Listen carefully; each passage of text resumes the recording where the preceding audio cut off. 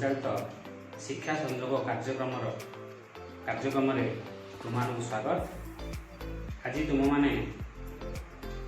तुम विज्ञान बहिर स्वास्थ्य और रोग विषय पढ़ा से विषय तुम आगु पूर्व पीरियड मानक पढ़ाई तेणु आज आम आउ गोटे विषय पढ़ा संक्रामक रोग विषय पढ़ा। संक्रामक रोग अच्छा पिला माने कहल तुमने मु पूर्व पीरियड पढ़ाई जे आमको विभिन्न रोग हो खाद्य अभाव रोग हो से खाद्य अभाव कौन हो स्कर्बी बेरीबेरी ऑस्टियोमालेशिया रिकेट्स ये बढ़िया रोग सब हो खाद्य अभाव जनित रोग सृष्टि हो। अच्छा जनक अन्य जन को व्यापुची कि ना एगुड़िक जनक अन्य ठार व्यापुना यह केवल खाद्य अभाव ये सब रोग हो। अच्छा कहल ताले किसी एमती रोग अच्छी जो रोग जनक ठार सुस्थ लोक ठार जड़े रोगी ठार सुस्थ लोक व्यापुची ताले कहल कि रोग से रोग गुड़िक हूँ काछु कुंडिया ठंडा सर्दी काश बसंत हाड़फुटी मिलिमिला है ये सब रोग जड़े रोगी ठार जड़े सुस्थ लोक पाखक संक्रमित हो रोग कि रोग कहीपर आम यह संक्रामक रोग। तेणु आज आम संक्रामक रोग विषय पढ़े ताले संक्रामक रोग ताले संक्रामक रोग क्या कहते पे मैंने कहल जो रोग जड़े रोगी ठारू वायु जल खाद्य किंबा स्पर्श माध्यम जड़े सुस्थ लोक को व्यापे ताहाकू संक्रामक रोग कहती है। संक्रामक रोग कौन कहती है ये है गोटे जड़े रोगी लोक स्पर्श जल खाद्य वायु कीटपतंग माध्यम यहीटा है जड़े सुस्थ लोक पाखक आसला संक्रमित है ये संक्रमित है संक्रामक रोग है तो संक्रामक रोग बुझिपाल ठीक अच्छे आम देखा ये संक्रामक रोग किपरि व्यापुची। ये संक्रामक रोग साधारणतः भूताणु और जीवाणु मान द्वारा व्यापुची जो भूताणु और जीवाणु मान कौन से गुड़िक गोटे गोटे अणुजीव ये अणुजीव द्वारा साधारणतः भूताणु जीवाणु नामक अणुजीव द्वारा जड़े रोगी ठारू सुस्थ लोक को ये संक्रामक रोग व्यापुची। कहले कहले पिला माने कहले से संक्रामक रोग गुड़िक कौन कौन संक्रामक रोग गुड़िक से संक्रामक रोग गुड़िक हूँ काछकुंडिया बसंत मिलिमिला हाड़फुटी एड्स सर्दी ठंडा काश है ये सब है गोटे गोटे संक्रामक रोग बुझेगा। संक्रामक रोग कौन करा जापार ताले बर्तमान आम देखा ये रोग देख किपरि व्यापे ताले संक्रामक रोग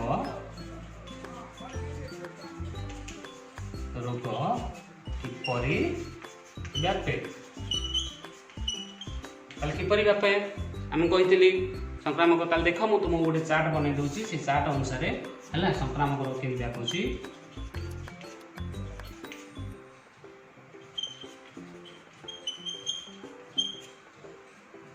संक्रामक रोग किपरि व्यापुची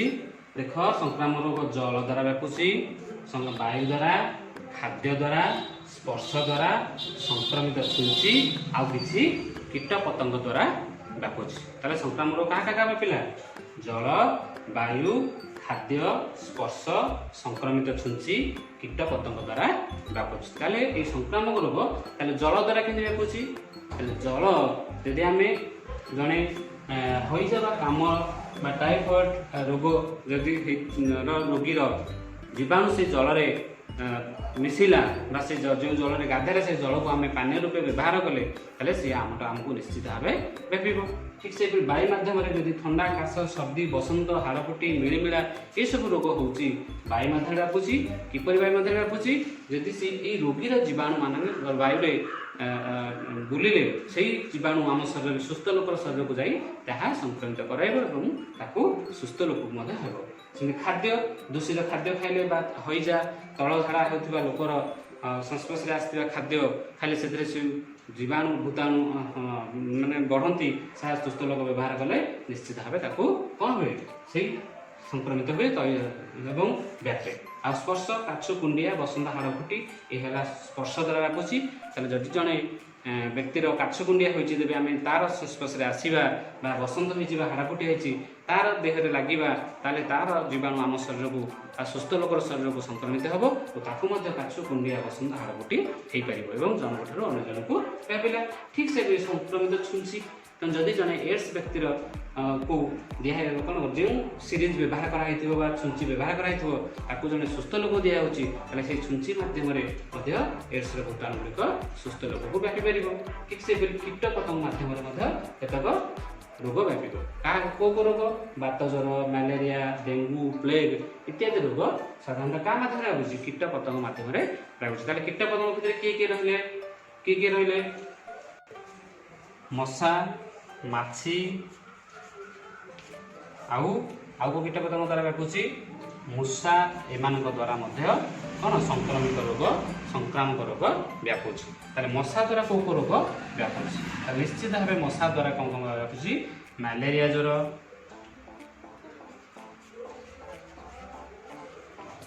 मैलेरिया बात ज्वर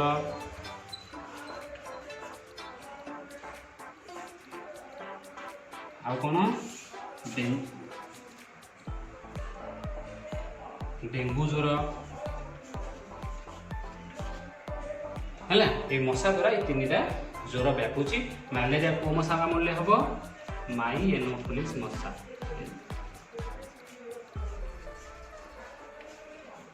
माई एनोफिलिस मशा कामुड़े साधारणतः मैलेरिया हम तापर बात ज्वर को मशा कामुड़े हम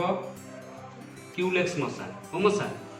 क्यूलेक्स मशा कामुड़े बात ज्वर हम आउ जदि एडिस मशा कामुड़ो तबे कौन हम डेंगू ज्वर हम सेमती माछी द्वारा कौन कौन व्यापुची माछी द्वारा कौन व्यापुची माछी द्वारा साधारणतः हईजा आउ तरल झड़ा माछी द्वारा साधारणतः हईजा आउ तरल झड़ा व्यापुची आ मूषा द्वारा कौन व्यापुची मूषा द्वारा साधारणतः प्लेग रोग हो रोग प्लेग ताले एपरी जानले आमे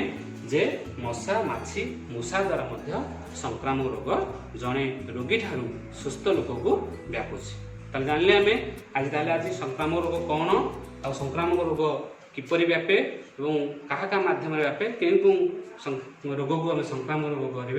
कहवा आमे ताहा आज यही अध्याय